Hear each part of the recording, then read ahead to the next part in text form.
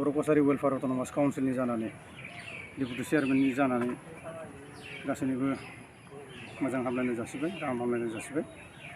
दा बे समाव आं मोनसे नोंथांमोननि चेनेलनि गेजेरजों मिथिनो लुबैदों जे गाबोन आगस्टनि 11 अक्ट 2023 जोंनि बर' कसारी वेलफेयार अट'नमास काउन्सिलनि चेयारमेन बिबान मोननाय, गोदानै बिबान मोननाय अनिल बसुमतारी मानगोनां बिथाङा गाबोन समायखिरा लागोन मासिगिरि महरै।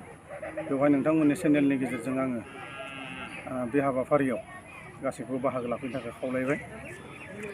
नाथाय दुखु गोनां खोथाया बियो, आङो साननैनि सिगां मोनसे नोंथांमोननि मिडियानि गेजेरजों मोनसे प्रेस रिलिज आं नुदों। आं सिनायामोन बे सुबुङा सोरमोन, आं सिनायामोन, आं लोगो मोनफेरबोआखैमोन।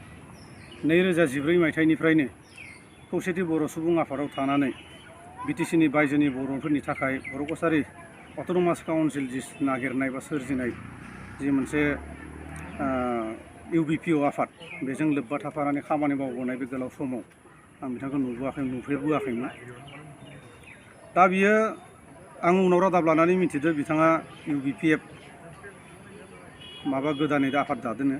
दा बिनि जेनेरेल सेक्रेटारि ना मा होनना खोनादों आङो, गाहाय नेहाथारि होननानै खोनादों। दा बिथाङा माखासे अजद दिन्थिदों गावनि प्रेस रिलिजनि गेजेरजों। सासे डक्टरेट डिग्री थानाय सुबुङा मोजाङै नायबिजिरनानै प्रेस रिलिज होनाया मोजां, अजद दिन्थिनाया मोजां, आं बेखौ आंनि गोसोआ बुंदों। दा बिथाङा 1 नम्बराव होदो जे बड'लेण्ड भवनाव बर' कसारी वेलफेयार अट'नमास काउन्सिलनिफ्राय 1,50 लाख स्किम होदो होननानै बिथाङा प्रेस रिलिजनि गेजेरजों बुंदों। बेबायदि नंखाय खोथा बुंनाया सासे सुबुंनि मोनसे गियान जानांगौ होननानै आं साना। दिनै बिथाङा मोजाङै नोजोर होनाया मोजांमोन। बे भवनाव बेसे स्किम बेवहाय एल'केसन जादों बेखौ बिथाङा नायनाया मोजांमोन, मिथिनाया मोजांमोन। दा बिथाङा नायालासिनो थोंजोङै बेबायदि सुबुंनि गेजेराव, जोंनि मानसिफोरनि गेजेराव बेबायदि फोसावनायखौ गोरोन्थि जादों। बिथाङा मिन्थियाबाथाय खोनासंना लाबानो जाबाय।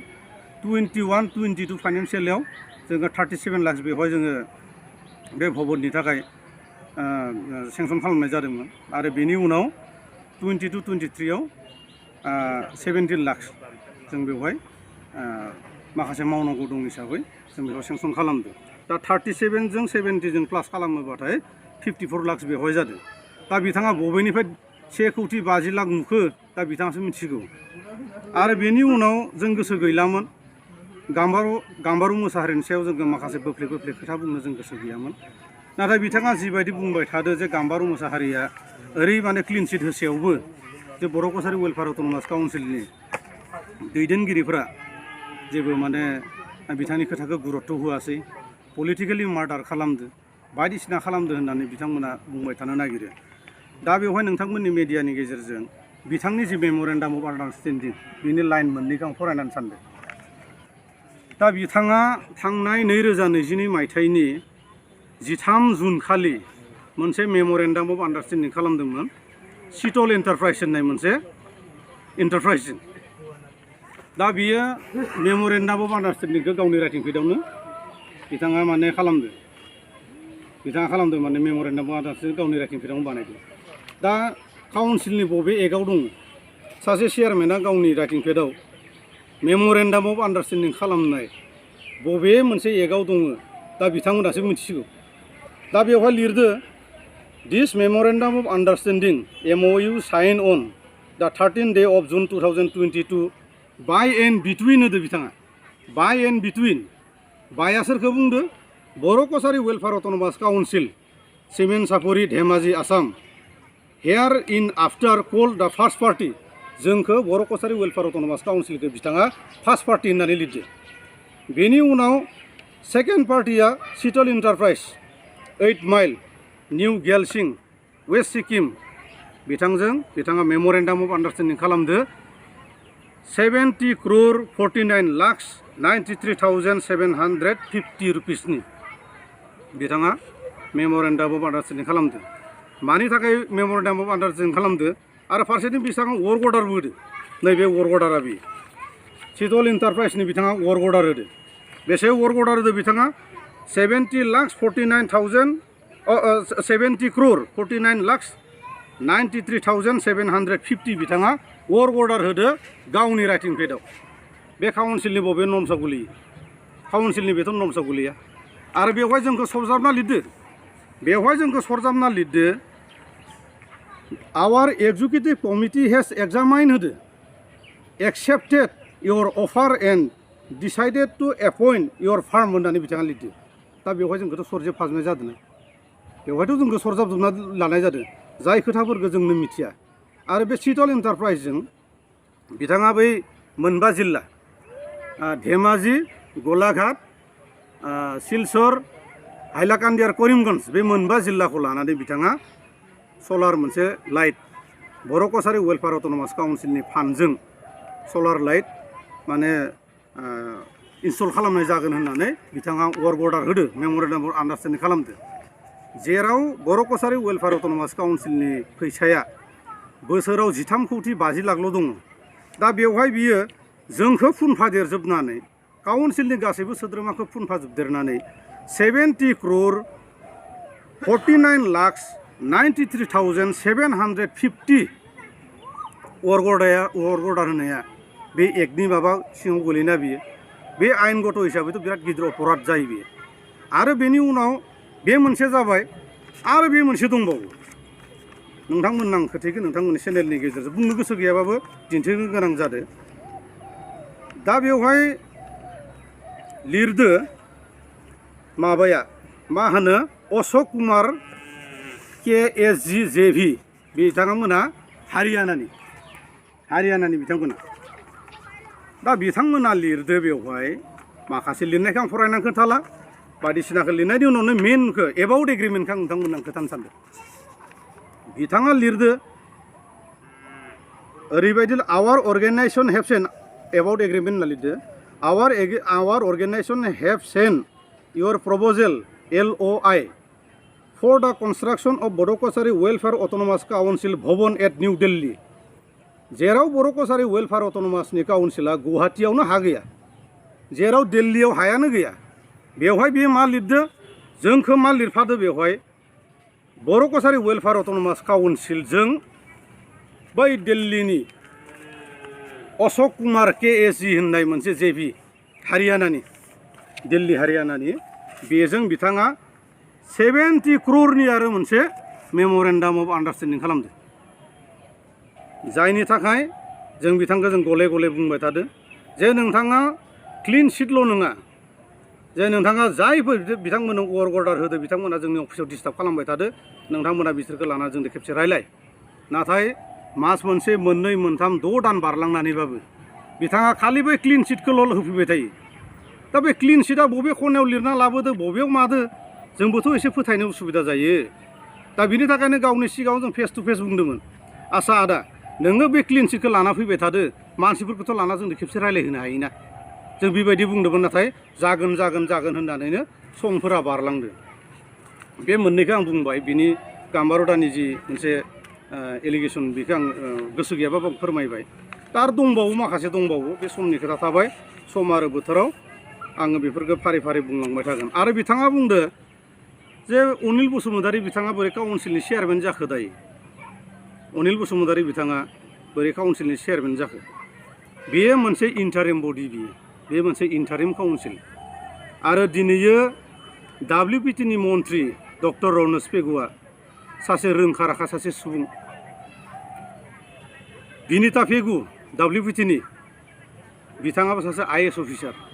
जोंनि आसामनि chief minister doctor Himanta Biswa Sharma आरो बे चेयारमेन बा काउन्सिलनि जायखिजाया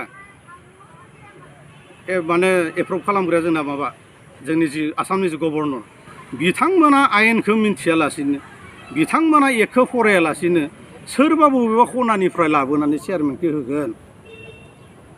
बेखौथ' एसे सानना नायनाया मोजांमोन, बिथांमोना सानना नायनाया मोजांमोन।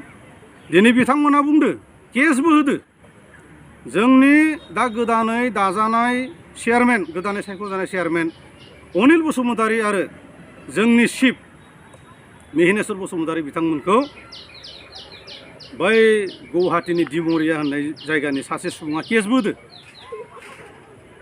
मा केस होदो?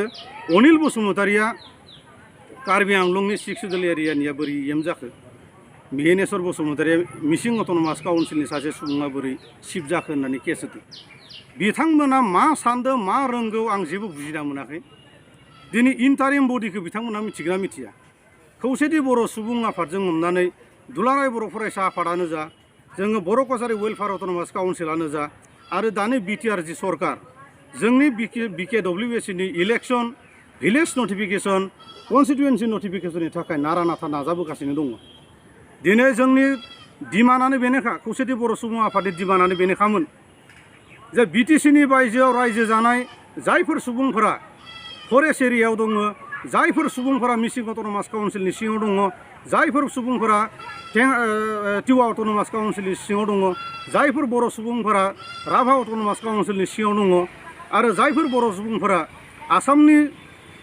मोनद' काउन्सिलनि सिङाव खना खनला हाबसोनानै दङ बिथांमोनखौ लाफाजोबनानै जों बर' कसारि वेलफेयार अट'नमास काउन्सिल बिखाबोदों होनाय कनस्टिटुएन्सि नटिफिकेसन होनाया दिनै बेखौ सावरायनायाव दिनै बे अबस्था जानानै फैदों दिनै बिथांमोननि जि मोनसे केस होनाय बे जोंनो दुर्बलतासो दिन्थिना लानाय जादों जों गावबा गावखौनो दुर्बलतासो दिन्थिना लानाय जादों दिनै जुदि मिसिं अट'नमास जोङो मोनफ्रोमबो मेल मिथिङाव रायलायो मोनसे समाव जों दुलाराय बर' फरायसा आफादनि जि मोनसे बिबानाव दंमोन बै समावबो दुलाराय बर' फरायसा आफादनि डेलिगेट हलाव मेल मिटिंफोराव बेखौनो जों सावरायबोबाय थादोंमोन दिनै बर'आ बिटिसि मोनबाय नाथाय बिटिसिनि बायजोआवबो दिनै माखासे अट'नमास काउन्सिलाव हाबबाय आरो माखासे अट'नमास काउन्सिलाव हाबालासिनो बेबायदिनो हेंगिं जानानै थाबाय बिथांमोननि थाखाय मोनसे सर्टिं खालामनानै मोनसे डिजाइन बानायनानै जों मोनसे ज' थानो हायो नामा बेफोर खोथाफोरखौ जों गोदोनिफ्रायनो सावरायबोबाय थादोंमोन आरो बेबायदिनो दिनै जोङो जोंनि जि एक्ट जोंनि जि मेम'रेन्डामफोर होनाय बेफोरखौ बिजिर नायबानो नुगोन जे आसामाव थानाय 6 सिडुलनि बायजोआव थानाय जेसेखिनि बर' सुबुंफोर जायफोरा रिजार्भ एरियायाव दङ जायफोरा बायदिसिना अट'नमास काउन्सिलाव दङ बिथांमोनखौ सरजाबनानै मोनसे अट'नमास काउन्सिल दानांगौ होननाय जोंनि डिमान्डआ बियो खौसेथि बर' सुबुं आफादनि बे डिमान्डआव दंखायो बेफोरखौ नाया हसिया दिनै उमुखाया सोरबा सासे मिसिं अट'नमास काउन्सिलनि सोरबा सासेया बबेबा मोनसेनि सोरबा सासेया राभानि सोरबा सासेया टिवानि होननानै जों जुदि गावबा गावनो केस होलायलायबाय थायोबा जोंनि बर' कसारि वेलफेयार अट'नमास काउन्सिला सोरखौ लानानै जों बर' कसारि वेलफेयार अट'नमास काउन्सिल जागोन ना मिसिं अट'नमास काउन्सिलाव हाबनाय माखासे सुबुंफोरखौ गारनानै ना टिवा अट'नमास काउन्सिलाव हाबनाय माखासे बर' सुबुंफोरखौ गारनानै ना राभा अट'नमास काउन्सिलाव हाबनाय माखासे सुबुंफोरखौ गारनानै ना आसामनि बायजोआव थानाय माखासे बिटिसिनि बायजोआव थानाय माखासे ट्राइबेल जायफोर अट'नमासफोर दङ बेफोर अट'नमास काउन्सिलाव हाबनानै थानाय बर' सुबुंफोरखौ दानख'जोबनानै माबा अट'नमास काउन्सिल सोरजिनो नागिरनाय बे मोनसे आखलफोरखौ जों गोजोननाय मोना आरो आं बुंनो लुबैयो बे सोरबा सासे मिसिंनि सोरबा सासे अबेबा बायदिसिना अट'नमास काउन्सिलना बेयाव बिबान मोना होनाय सोदोबफोरखौ दिनैफ्राय गारनाया मोजां जोङो लुबैदों जों गासैबो बिटिसिनि बायजोआव थानाय आरो 6 सिडुल अट'नमास काउन्सिलनि बायजोआव थानाय बर'फोरा जों गासैबो जयै थानानै मोनसे बर' कसारि वेलफेयार अट'नमास काउन्सिल सोरजिनो लुबैदों आरो बे सोरजिनाया जोंना जाफुंबाय आरो बेखौ दाय गेजेराव हाबनानै बायदिसिना गुलुं गुजुं खालामनाया बे खुनु मोनसे बर' समाजनि बा सासे बर' सुबुंनि थै दं होननानै जों साननो नागिरा दा मोनसे खोथाखौ बिथां डक्टर बाबु बर'नो खौसेथि इउनाइटेड बड' पिपल्स इउबिपिएफनि जेनेरेल सेक्रेटारि बिथाङा बुंदो जे अनिल बसुमतारी बिथांखौ चेयारमेन होनायाव गावसोर लाजिनाय मोनदों लज्जित आमी बिराद लज्जित हयसु नोंथाङा लाजिनाङा नोंथाङा सानना नाय नोंथाङा सासे इमपारफेक्ट पार्सन नोंथाङा सासे डक्टरेट जानो हागौ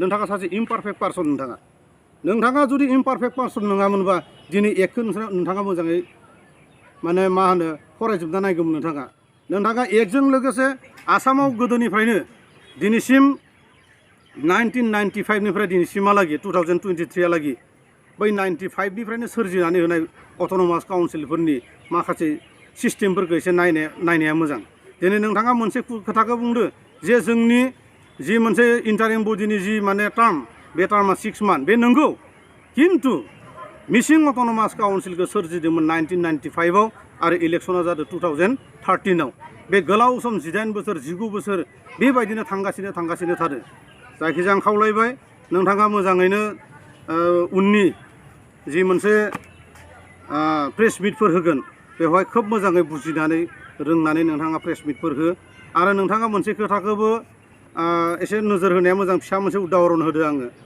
जे अनिल बसुमतारी बिथांखौ चेयारमेन होनायाव नोंथाङा सक जादो नोंथाङा नायक सिनेमाखौ नाय अमरीश पुरिया अनिल कापुरनो सानसेनि थाखाय चिफ मिनिस्टार होदोंमोन माबोरै बोरै होदोंमोन बे सिनेमायाव बे नायक सिनेमायाव मोजाङै नायनानै ला मोजां नायना लाबानो जाबाय जायखिजाया मोनसे खोथाया बियो नों सासे डक्टरेट जानानै सोरबा सासेखौ रोङालासिनो मिन्थिजोबालासिनो सोंखारिनाया नों गावबा गावनो जाम्बानि आखल दिन्थिना लानाय जादों आरो जोंनि चिफखौ नोंथाङा बारम्बार बुंबाय थादों जोंथ' फोथायो नोंथाङा जोंनि बर' कसारि वेलफेयार अट'नमास काउन्सिलनि चिफनि साहायावबो थानो समाया नोंथाङा खारन नोंथाङा 2014निफ्राय 2020 जिथिया खौसेथि बर' सुबुं आफादनि मोनसे बर' कसारि वेलफेयार अट'नमास काउन्सिल सोरजिनायनि जि मोनसे माने हाबाफारि लाबाय दंमोन आन्दलन लाबोगासिनो दंमोन प्रग्रामफोर लाबोगासिनो दंमोन बेवहाय नोंथाङा खारखोमानासो दंमोन जिथिया बर' कसारि वेलफेयार अट'नमास काउन्सिला सोरजिजाबाय बेनि उनावसो नोंथाङा फैदो जानो हागौ नोंथाङा बिबान मोनैनि थाखायसो बेखिनिखौ गाबफ्रावनोबो हागौ जायखिजाया जियानो जा जोङो बर' हिसाबै जों गासैबो ज' थानांगोन सैथोखौ आसि दिन्थिनाया बयनिबो बिबान आरो दिनैयो जोंनि भिलेज नटिफिकेसन जायाखै कनस्टिटुवेन्सि नटिफिकेसन जायाखै नोंथाङा बर' कसारि वेलफेयार अट'नमास काउन्सिलाव दं होननानै नोंथाङा मा फोरमान दं नोंथाङाबोथ' दिनैसिमहालागै नटिफाइ जायाखै गभर्नमेन्टजों बेखौबो मिन्थिना लानाया नोंथाङा मोजां दिनै मिसिं अट'नमास काउन्सिलनि सोरखौबा नोंथाङा बुंदो जे उमुका मिसिं अट'नमास काउन्सिलनि तुमुगा उमुगनि नोंथाङा बबेनि नोंथाङाबोथ' फोरमान गैयाना दायो नोंथाङा बबे काउन्सिलनि जोंनि बर' कसारि वेलफेयार अट'नमास काउन्सिला दिनैसिम नटिफाइयानो जायाखै भिलेज नटिफाइ जायाखै पपुलेसना दासिमबो थिग जायाखै कनस्टिटुवेन्सि नटिफिकेसन जायालासिनो नोंथाङा बबेनि माने आं बर' कसारि वेलफेयार अट'नमास काउन्सिलनि होननानै बेखौ नोंथाङा दुग्गा मारिना लानो जायखिजाया जियानो जा माखासे खोथाखौ नोंथाङा बायदिसिना जाथारै खोथाखौ बुंनायनि थाखाय बेफोर खोथाफोरखौ बुंनाय जाहैबाय उननि समफोराव नोंथाङा सासे रियेलि नोंथाङा जुदि डक्टरेट डिग्रिधारि सासे सुबुंबा एसे सालिजारि खोथाफोरखौ बुंनाया मोजां आरो माबा मोनसे गेना गोरोन्थि नोंथाङा नुदोंबा जोंथ' फेस टु फेस फैनानै रायलायनानै ज' रायलायनानै समस्याफोरखौ समाधान खालामनायाव माथो हेंथा दङ जोंथ' अपेनलि दंना दाबो जायखिजाया बे समाव गाबोन जोंनि बर' कसारि वेलफेयार अट'नमास काउन्सिलनि गोदानै बिबान मोननाय चेयारमेन महरै बिबान मोननाय अनिल बसुमतारी बिथांनि अटेकिं दङ बे समाव गासैखौबो खावलायनानै आंनि बिबुंथि